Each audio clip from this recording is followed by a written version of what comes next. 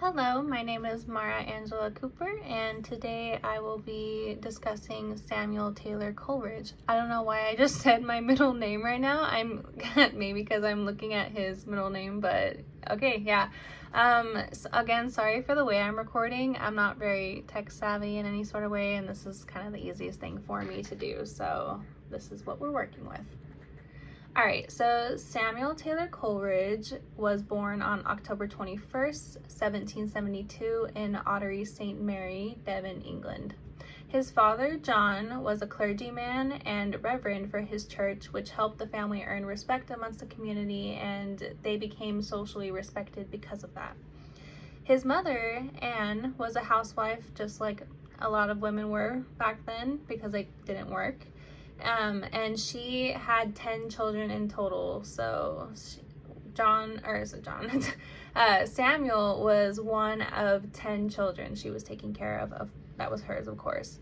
Yeah, but they were pretty well off. They weren't wealthy, but they also weren't poor. So they were just, good. And up until 1781, which is when his father had passed away. And again, for those of you who don't know, men back then were the major financial supporters for the house because women weren't allowed to work. So when his father died, and especially her having 10 children, it made it very, very difficult to afford anything or to provide or anything. So as a result of this, Coleridge was sent to Christ Hospital, which is a charity boarding school where he was able to receive a strong educational background. Here's a timeline, so I'll kind of talk through this timeline a little bit. So yeah, we're right here. He attends the the Christ Hospital for a few years, and then he attends Jesus College in Cambridge to further develop his educational skills. Unfortunately, during this time, Coleridge was experiencing mental health struggles and had not really planned out much for his future. So because of this, he left before he could even earn a degree. And this ultimately had put him in debt, and he had started financially struggling with money and stuff. So during this time, he was heavily relying on friends, and he was also married as well. He had ended up getting married to somebody, but he was, again, very unhappy in that marriage. And actually, he ended up having a little, not thing, but he felt more of a connection with his sister-in-law, so his wife's sister, so Sarah Fricker's sister. So that was some tea. Yeah, they were in an unhappy marriage with each other, and because it was unhappy, he had an opium addiction, which he had before his marriage. I believe his opium addiction started in 1791, because that's also when his mental health was also really declining, but his addiction was getting worse in his marriage because it was just not that great. But later on, he began the project with William Wordsworth, and it was for a book they were writing and publishing together titled Lyrical Ballads, which was released in 1798. This groundbreaking work had established the beginning of English Romanticism, and it helped Coleridge enter the spotlight as a new poet, journalist, and critic people should be aware of. So yeah, much of Coleridge's writings and works were driven from his interest he had in philosophy. Real quick. So major life impacts, events and its impacts. So the death of his father was definitely an impact for him because that was, he was pretty young at that time. He was still a very young kid. So when he was getting sent away from school, he had experienced sudden change, sudden independence, so that really struck him. And because of that, he got sent to a school where he was able to get a strong educational background, which hence education at Christ Hospital and Cambridge. He got his educational background there, which was great, and that really contributed to his love for literature and the writing. He also, so his unhappy marriage and opium addiction kind of had him immersed into supernatural works and stuff because he would have dreams off of the opium high that he would get, and that contributed to his specific type of writing and genre and what he did. And another major event was the publishing of the Lyrical Ballads, and I say this because this was the first introduction of English Romanticism, at this time, and because he was also, you know, a co-founder. So yeah. And lastly, living under physician care was very impacting, because during this time he was kind of like winding down a little bit, he was calming down a little bit, and he was having a lot of like redemption and like a lot of like self-reflection and stuff, and you can see that in his writing. So yeah, a lot of these life events were very impactful towards his journey. Yeah, and so as for like philosophical beliefs, he was very keen on the imagination is key.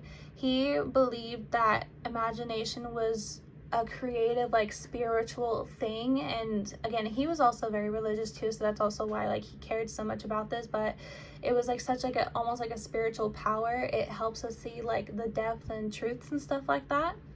And having faith and morality helps guide your life. That was another philosophical belief. He believed that having some sort of like faith or something to believe in kind of like gives you hope, and that hope is like your drive into guiding your life, and that was like his belief. And yeah, he also thought that our personal thoughts and how we view things help us better understand the world we are living in. And I even agree with that, because I do think that's true. I agree with that philosophical belief. I think it's really important, because I think our perception of how we like look at things and view things really does impact the way that we view the world and how we see it, because the way I see the world is completely different from, you know, a random stranger and how they see the world. And poetry is meant to invoke emotion and connection, and it is an art form, and he's trying to express that, you know, it's not just to, you know, give information out on anything, like it's to connect with the audience, it's to express emotion, which is what he was doing in his writing. Okay, so with the legacy of his works, let's see, sorry, I'm pulling up my notes real quick. Okay, so one of the most important ones is the Rime of the Ancient Mariner. This is a narrative poem telling the story of a mariner who killed an albatross, thus cursing himself and his ship along with this lethal action. After his crew dies off, this mariner is left alone to feel the entirety of his guilt, and he is faced with supernatural related punishments. And throughout the story, the mariner learns to appreciate and respect all living creatures. And yeah, this is definitely one of his most famous pieces that he's written, and one of his most impactful ones. Yeah, and then another reason why the Rime of the Ancient Mariner is such a important piece of text today is because it explores guilt and humanity's relationship with nature throughout the story, with experiencing from the perspective of the cursed mariner. Its supernatural elements and moral depth kind of helped define English Romanticism, and it demonstrated how poetry can also include like spiritual and supernatural elements, and it can also contribute to ethical truths. Yeah, and yeah, so for Kubla Khan, so for this story, let me pull up my summary. Okay, so for this story, this is an unfinished poem about an exotic out-of-world place called Kubla Khan.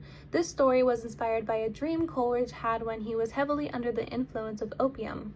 As a result of this, that text goes more into depth about the subconscious mind, and it expresses how his imagination by bringing the specific details of his dreams to life through his creativity. And a reason, a reason why I say that this text is important today is because it describes, you know, this imaginary, like vivid, like place with like a descriptive imagery and stuff, and it, you know, describes like natural beauty of like rivers and, you know, forests and caverns, and there's lots of themes in here relating to the imagination versus like reality of things, which, you know, in irony of it is that, you know, he was like under the influencing, having like a, you know, high dream about it. So yeah. And as for the last work, it's Biographia Literaria. And as for this one, this is a prose that discusses Coleridge's personal life story, and he connects it with his thoughts on both literature and philosophy. So in this piece, he expresses his thoughts and his imagination and the things that help, or that he thinks what helps make poetry work, if that makes sense. So yeah, this one is like pretty much like an autobiography blended with like his philosophical ideas and his ideas on like theology and stuff like that. And it introduces like how do I say this? A moral purpose of poetry. It's explaining like what the deep part sense of it that we should be looking at it is, and that is like kind of like the most important part that we receive from this. So the text that I have chosen to analyze today is Work Without Hope by Samuel Taylor Coleridge. And since it's not too long, I'll just read it real quick. It says, "All nature seems at work. Slugs leave their lair. The bees are stirring, birds are on the wing. And winter slumbering in the open air wears on his smiling face a dream of spring. And I, the while, the sole unbusy thing, nor honey make, nor pair, nor build, nor sing. Yet, while I ken the banks where amaranths blow, have traced the fount whence streams of nectar flow. Bloom, O ye amaranths, bloom for whom ye may, bloom for whom ye may not, or for me ye bloom not. Glide rich streams away, with lips unbrightened, unwreathless brow I stroll. And would you learn the spells that drowse my soul? Work without hope draws nectar in a sieve, and hope without an object cannot live." Yeah, so the major theme that I had gotten when I was like reading this was that when there is a goal set in your life, that's when your life and creativity in your life is able to thrive. And it's pretty much saying that if you don't have any sort of goal, any sort of path set down in your life, you're not gonna get anything out of it. And some things I would like to point out when I was annotating this is it used a lot of imagery in here, which I really liked. It kind of reminded me a bit of the Kubla Khan story, because that one used a lot of like imagery too, which Coleridge usually does a really great job of using imagery in a lot of his pieces and works. But it did a really good job in this one, because when I was looking at this through a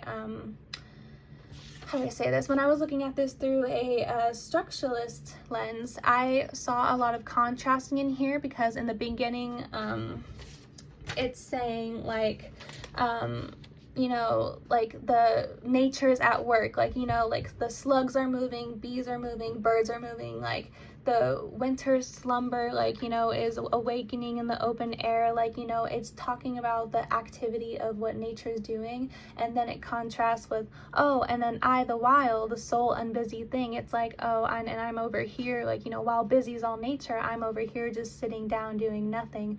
So there's a lot of contrasting and going back and forth between the whole piece, even near the end where it says, you know, and would you learn the spells that drowse my soul, and or bloom for whom ye may, or for me ye bloom not. So like there's a lot of like, you know, like noticing and appreciating the beauty of nature and its hardworkingness, and then it's also kind of self-reflecting and being like, oh, this nature is so working hard while I'm over here just being lazy and just doing nothing. Like I'm so pretty much useless compared to nature. That's kind of what I was getting from it. And from a psychoanalytical end, I kind of was looking at this theme of feeling stuck. It seems like the speaker sees nature as like actively moving, and he feels like, you know, he's stuck. He feels like, because like, you know, he's, you know, not doing anything like as much as nature, because nature is constantly moving all the time, and it makes him feel like useless and again stuck. And there's so many things that he wants around him, but he doesn't feel like he deserves it because he's just not doing anything. Like there's this part where it says, and I, the while, the sole unbusy thing, nor honey make, nor pair, nor build, nor sing. That kind of is representing how you know, he is not making any honey, he's not, you know, building anything, he's not singing, like, you know, he's not doing like the most that nature is doing.